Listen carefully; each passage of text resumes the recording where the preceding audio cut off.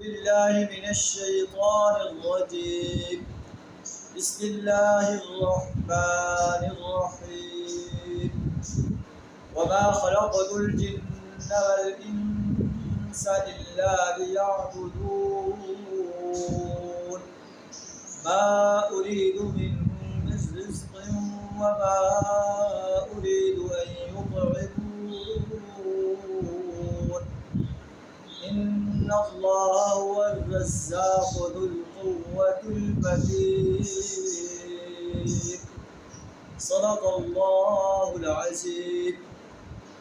سورہ الذاریات آیت نمبر 56 کا 58 آپ کے سامنے تلاوت کی، جن کا ترجمہ کچھ اس طرح: وما خلقت الجن والانس الا لیعبدون، میں نے جنوں اور انسانوں کو اس کے سوا کسی اور کام کے لیے پیدا نہیں کیا ہے کہ وہ میری بندگی کریں، میری عبادت کریں، میری پرستش کریں، میری غلامی اختیار کریں، میری اطاعت کریں، میری حاکمیت کو تسلیم کریں، میری حاکمیت کو قائم کرنے کے لیے میدان عمل میں آ جائیں، میدان جہاد میں آ جائیں، باطل نظاموں کو مٹانے کے لیے جو ہے میدان عمل میں آ جائیں۔ یہ جنوں اور انسانوں کی تخلیق کا مقصد ہے۔ جنوں اور انسانوں کو اللہ نے بااختیار بنایا، چاہے تو وہ اللہ کی بندگی کریں، چاہے تو وہ شیطان کی بندگی کریں۔ یہ انسانوں اور جنوں کی ڈسکریشن ہے، اللہ نے انہیں اختیار دے دیا۔ اللہ فرماتا ہے کہ جنوں اور انسانوں کو میں نے تخلیق ہی اس لیے کریں کہ وہ میری بندگی اختیار، اگر نہیں کرتے، شیطان کی بندگی کرتے ہیں، انہیں جہنم کے عذاب کا سامنا کرنا ہے۔ اور بندگی سے مراد صرف یہ نہیں ہے کہ انسان نماز پڑھتا رہے، روزہ رکھتا رہے، حج کرتا رہے، زکوٰۃ ادا کرتا رہے۔ زندگی کے ہر شعبے میں اللہ کی بندگی کرنی ہے، اللہ کی غلامی اختیار کرنی ہے، اللہ کی اطاعت اختیار کرنی ہے۔ معاش کے شعبے میں، معاشرت کے شعبے میں، سیاست کے شعبے میں، اور اسی طرح تجارت کے شعبے میں، ہر شعبے کے اندر اللہ کی بندگی کرنی ہے، اللہ کی اطاعت کرنی ہے۔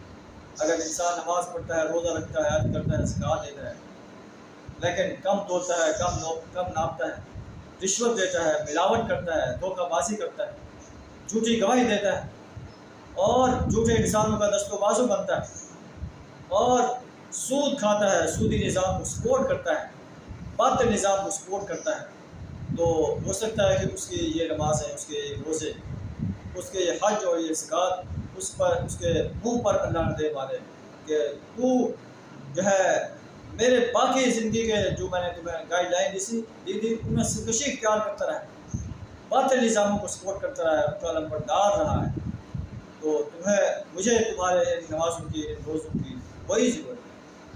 ما اريد منهم من رزق، میں ان سے کوئی رزق نہیں چاہتا، وما اريد ان يطعمون، اور نہ میں یہ چاہتا ہوں کہ مجھے کھلائیں۔ اللہ وہ ہستی ہے جو انسانوں کو تخلیق کرتا ہے، جنوں کی تخلیق کرتا ہے، اور جنوں اور انسانوں کو رزق دے رہا ہے۔ اس ہستی کو انسان پکارے جو انسان کا خالق ہے، جو انسان کا رازق ہے۔ اگر اس کو نہیں پکارتا تو انسان اللہ کا ناشکرہ بن رہا ہے۔ ان اللہ هو الرزاق ذو القوة المتین، اللہ تو خود ہی رازق ہے، بڑی قوت والا ہے، بڑی زبردست ذات ہے، اور جنہیں یہ پکارتے ہیں وہ تو ان کے محتاج ہیں۔ اگر یہ ان کی غلامی نہ اختیار کریں، ان کے سامنے جو ہے ان کے سامنے کھانے پیش نہ کریں، اور ان کے دست و بازو نہ بنیں، وہ تو بیچارے بے بس ہو جائیں گے۔ ان کو رزق کہاں سے ملے گا؟ ان کے جو کارندے ہیں وہ کہاں سے ملیں گے؟